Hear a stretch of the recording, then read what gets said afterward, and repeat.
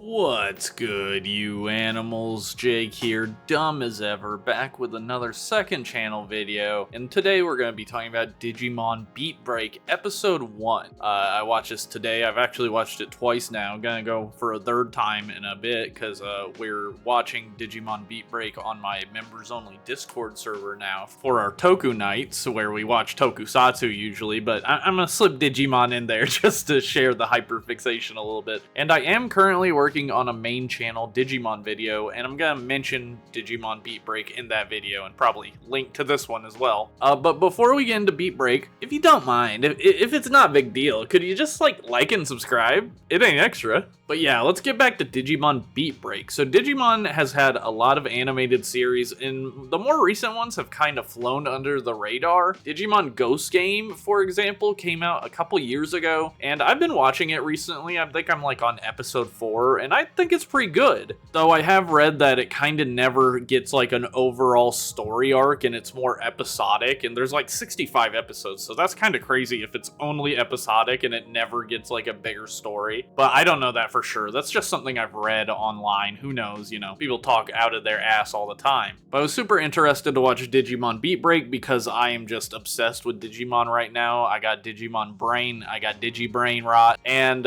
yeah, I was just super excited because the new game came out as well. I have not played the game, but I have been playing the older games, Digimon Cyber Sleuth, which is super fun. But let's talk about Digimon Beat Break. Digimon Beat Break is available to watch on Hulu and Crunchyroll. Right now, it's only subbed, so there's no dub at the moment, and there might not ever be a dub. There wasn't a dub for Ghost Game anyway, but maybe if there's like a lot of hype and like appreciation for the series with subs, maybe they'll do a dub. I don't know.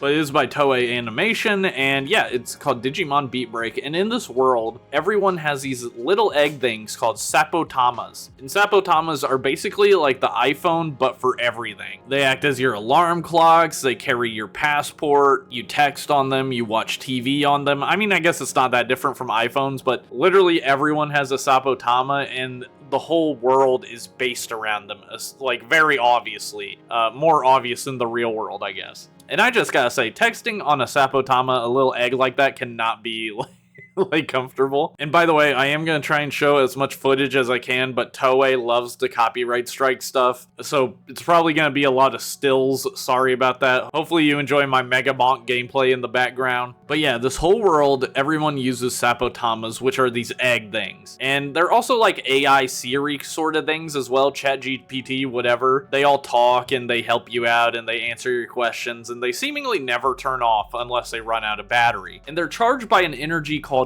E-Pulse, which is emotional energy from the user that gets transferred into the Sapotama. And for most people, this just works normal. It's not really that big of a deal. But for our main character, Tomoro, his E-Pulse goes crazy style and is supercharged and even glitches someone else's Sapotama when he catches it when they drop it. And I get the impression from the show that Tomoro is not necessarily a special case. I think just select people in general have special superpowered E-Pulse that eventually, as we see in the show, lets him get a Digimon. So Tomoro's E-Pulse is so powerful it bursts a Digimon from his Sapotama, and the Digimon is called Gekomon. Now Tomoro is basically our Tai of the show. He's gonna be, I don't know if he'll be the leader or whatever, but he's our main character that we're following. And usually the main characters have a little dinosaur buddy. You know, we got Agumon, we got Vmon, we got Guilmon, we have Shoutmon, Gamamon from Digimon Ghost Game. All little dinosaurs. So Gekomon is kind of interesting because he's still a reptile, but he's quite obviously based on a gecko. He's got the long tongue. He's kind of like a chameleon even, yeah, like just with the long tongue. And I really love the design of Gekomon. He's like all over the place in terms of colors. He's got green, red, blue going on. He's very over designed for a main character Digimon. Usually they're kind of chill. I mean, Guilmon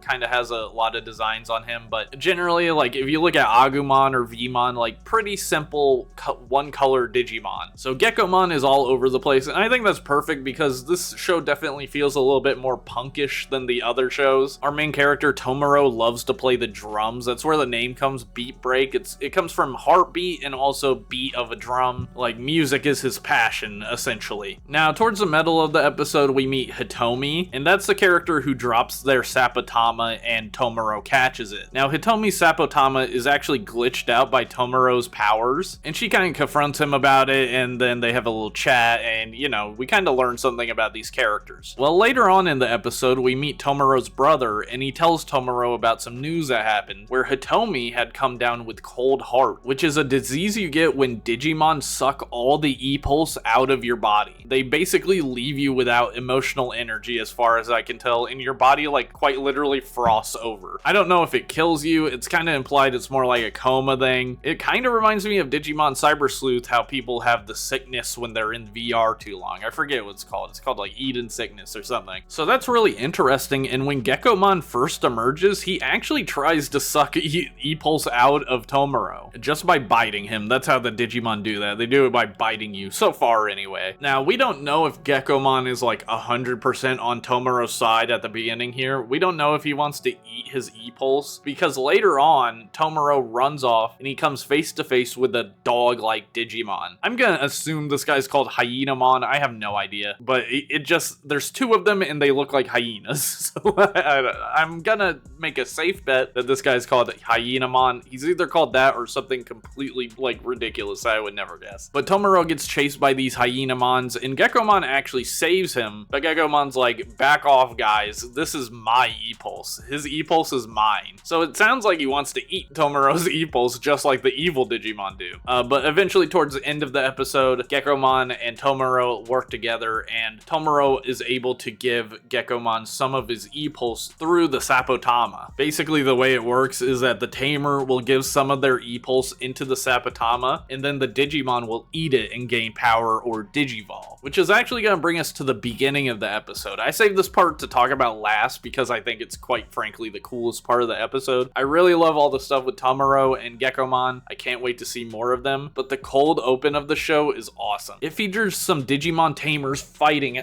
Jesus, I'm being attacked by a fly. It features some Digimon tamers that we don't quite know yet, and honestly, I don't even remember their names. But we have some Digimon tamers fighting an evil Digimon tamer that is stealing watches from a store. And these guys are called cleaners, which is actually kind of funny because I'm watching another anime right now called Gachiakuta. I think I said that right. Let me know if I didn't. And the heroes in that story are also called cleaners. I think it's like a complete coincidence, but it's just funny that they're both called cleaners in both shows. But these cleaners are trying to fight this evil Digimon tamer who has Fun Beamon, which is, you know, I actually know this one from the game I'm playing because I just digivolved to Fun Beamon recently, and I love his name, Fun Beamon. Wouldn't quite think of that guy as an evil Digimon, but he's working for an evil guy. And we also meet a couple other new Digimon. I'm assuming they're brand new for the series. There's Prestimon that digivolves into Wolvermon, and it was really cool. They immediately did a Digivolution, which I was not expecting. I was kind of expecting, you know, a typical 1 episode wait, 2 episodes, however long it takes to get a Digivolve sequence, but they actually did it first thing in the show, which cool, hooked me right away. But Prestimon digivolves into Wolvermon, who's really cool. I love the look of Wolvermon, kind of giving me a little bit of Gargomon vibes with those giant blaster hands, and I like his little bandana. He's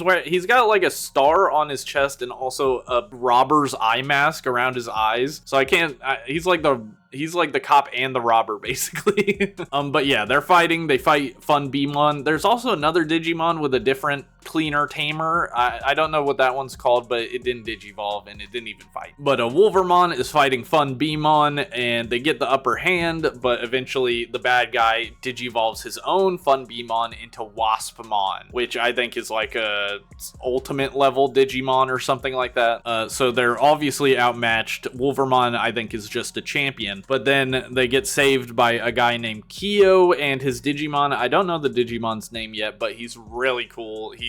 definitely, like, the furries are gonna love this guy.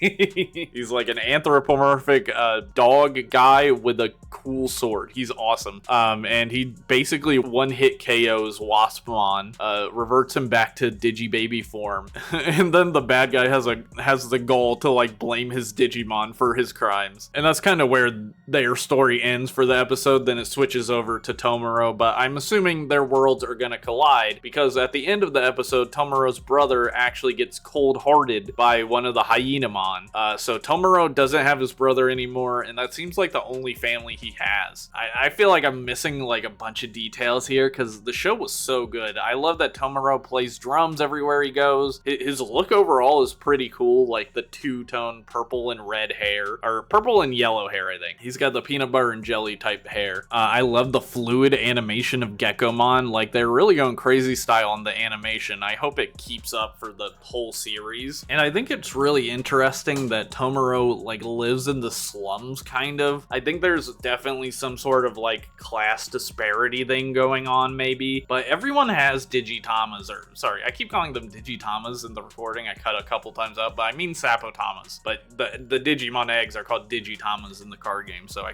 keep forgetting. I think there is probably some other theme, something weird about this world. I kind of don't trust what's going on in the world, and I'm interested to see where, like, how it builds up, I guess. But yeah, man, Digimon Beat Break. I really enjoyed it. I definitely recommend it. It's gonna be one to watch. I'm hoping that it builds up. It definitely seems like a show where there's gonna be more story, at least more than Ghost Game, or at least what I've heard about Ghost Game. It definitely seems like a show that is gonna have a story arc at the very least. But yeah, that's all I gotta say about Digimon Beat Break. Can't wait for episode 2. And yeah, use my code DumbJake at gamersubs.gg, and I'll catch you in the next one. Ciao.